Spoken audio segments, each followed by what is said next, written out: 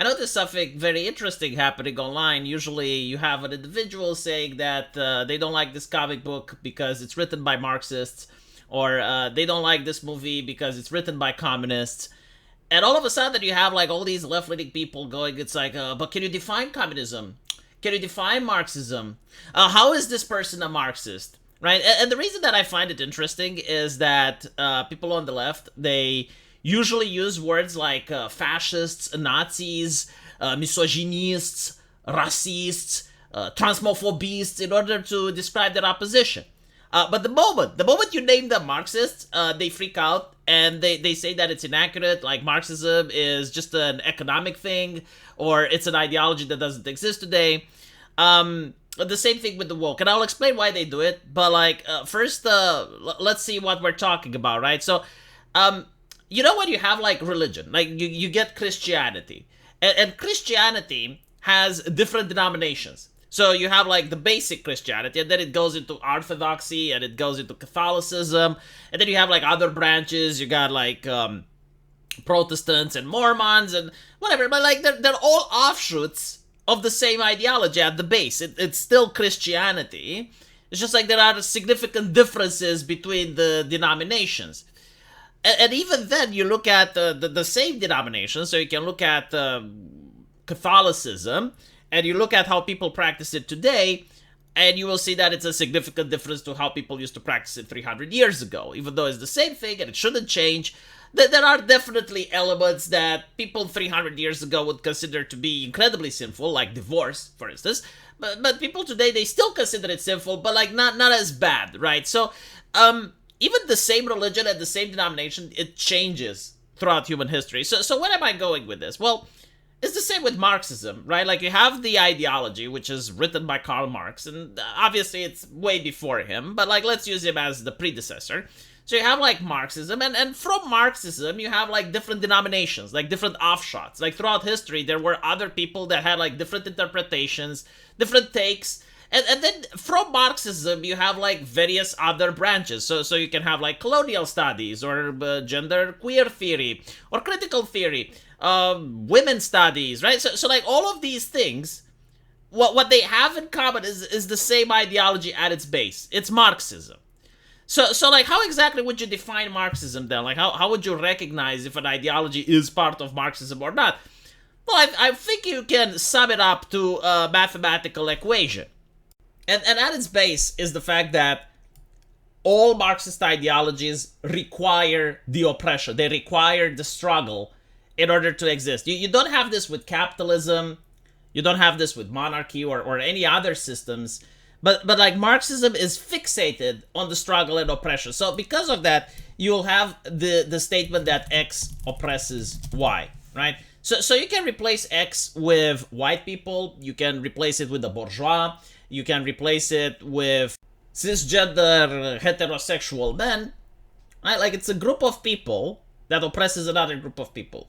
This is what every single branch of Marxism believes. But it's not enough, because there are other ideologies out there that can believe the same thing. Like, for example, Christianity believes that Christians are going to be oppressed. Like, it's literally what it says in the Bible. So this in of itself, like a belief that a entire group of people is oppressing another group of people, doesn't necessarily mean that it's Marxism.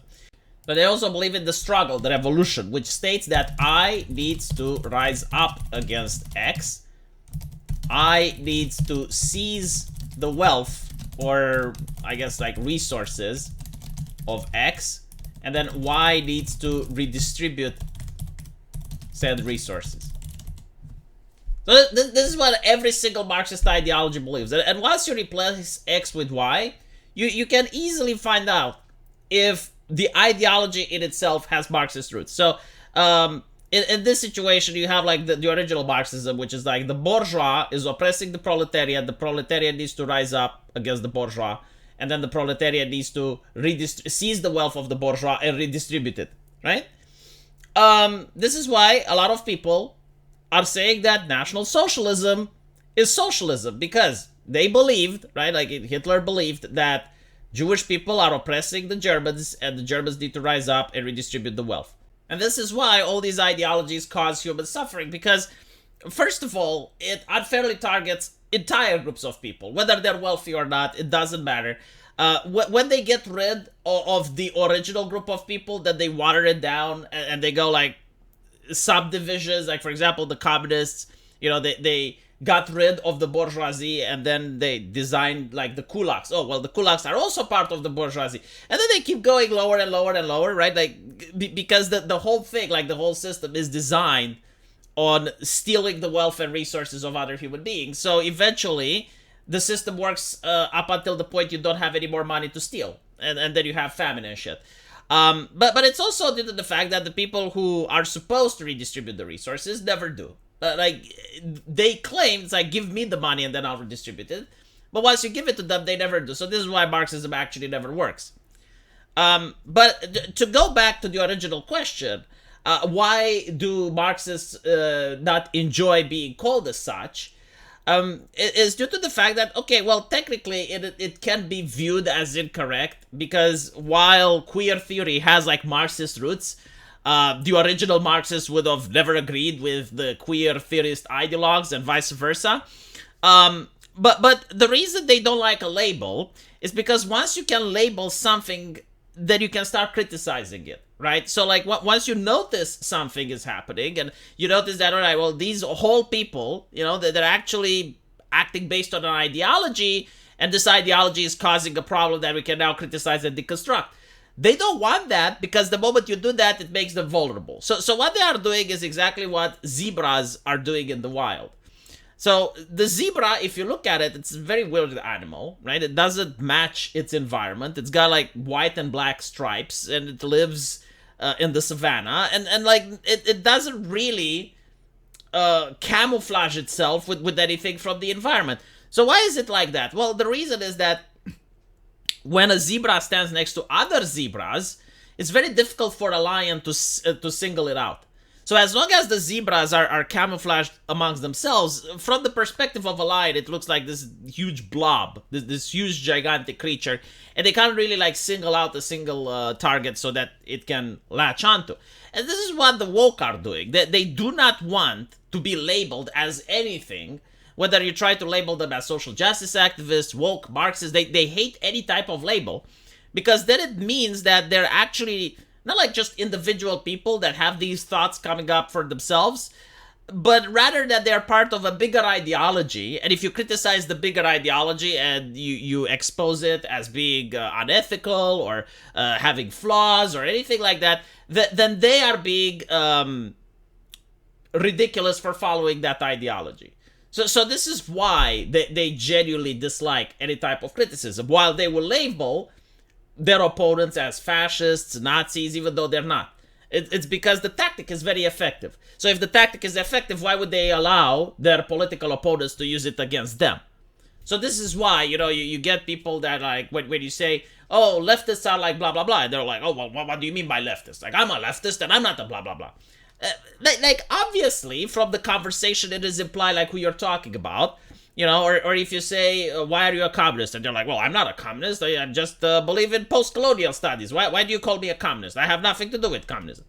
And it's like, yeah, but it's, like it's a label that people use in order for other individuals to know what the conversation is about. Because obviously, like, if I hear that people say, well, this guy is a communist, or this guy is a Marxist, or this comic book is a Marxist, through the prism of the time that we live in today, I will not assume that you're talking about like actual, class struggle between the bourgeois and the proletariat. But I will assume that, so it's probably made in America. It has like a lot of woke stuff in it. It's, like cisgender, straight white man evil, everyone else pure good. Like that's what I will assume, right? And as long as I assume what you're talking about, the purpose of the conversation is fruitful. And as such, you shouldn't change the terms or try to use anything else. But hopefully this video was a little bit informative and you guys understood the situation, and also how to recognize what the Marxist ideology is. Like, the formula can be applied to almost any type of ideology. I tried really hard to think of like an ideology that believes the same thing, like X oppresses Y needs to rise up and seize the resources of X in order to redistribute them. I don't think like there is anyone that's not Marxist that has this formula. Like, if you guys can think of any, please let me know. I thought about like various religions. I thought about various economic systems, uh, way of life, philosophies, and I genuinely like couldn't think of anything that doesn't have like Marxist roots.